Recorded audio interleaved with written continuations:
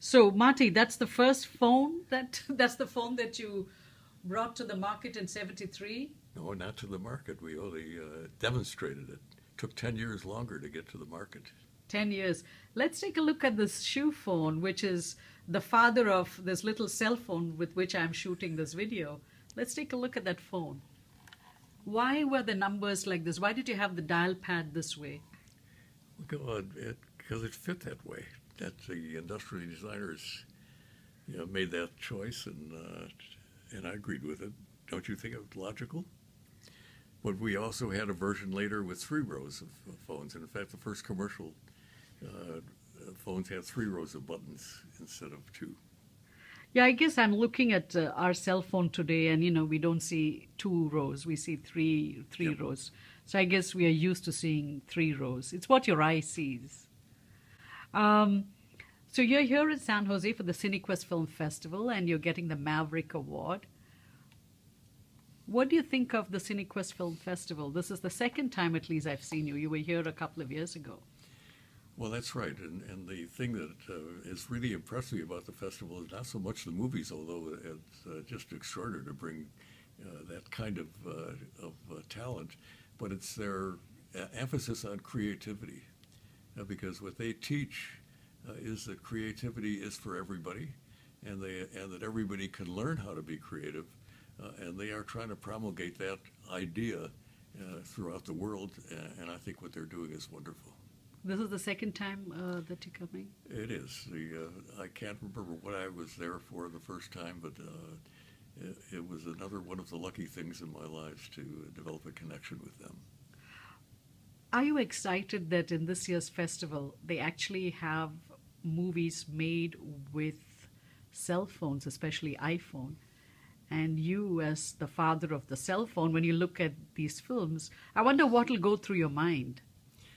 Not a great deal, Kamala. I hate to disappoint you, but I told you the story about that I've repeated all over the world today about everybody will be using the cell phone, and the lives of everybody will be improved.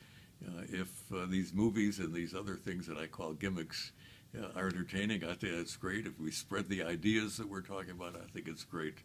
But in themselves, they are really entertainment. I'm more interested in revolutions. Revolutions. That's right.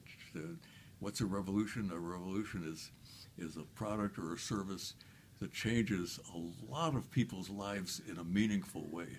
That's revolutionary, and that's about to happen with regard to healthcare, and cell phones are going to be a really important part of that. It's about to happen in education, and cell phones and tablets are going to be a really important part of that.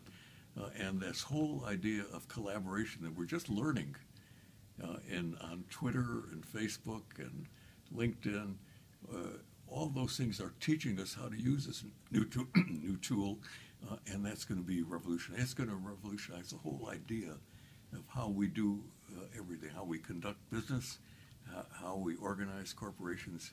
All those things in the next generation or two are going to change for the better, I hope. So you don't subscribe to the policy, no man is an island? Well, I'm afraid that's ancient history anymore. It's really hard to be an island today. And collaboration is the key? I think so. I think that there's nothing important that can happen without lots of people working together.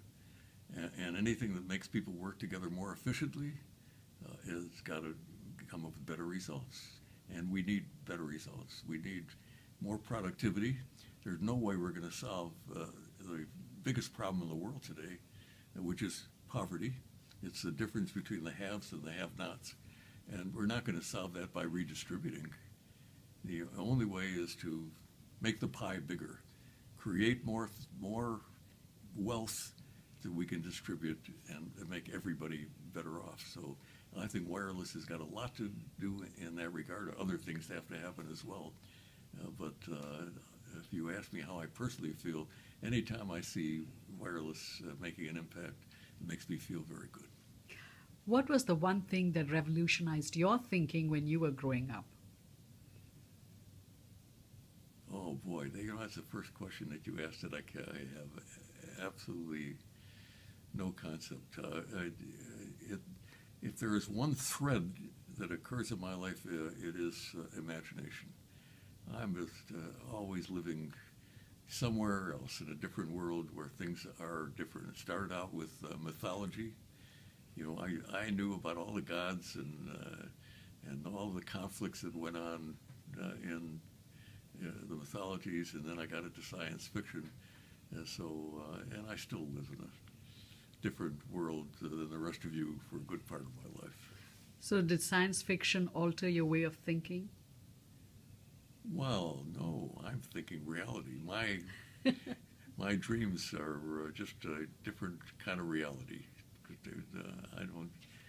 Most of them I think are going to happen someday. Science fiction also predicted things that happened.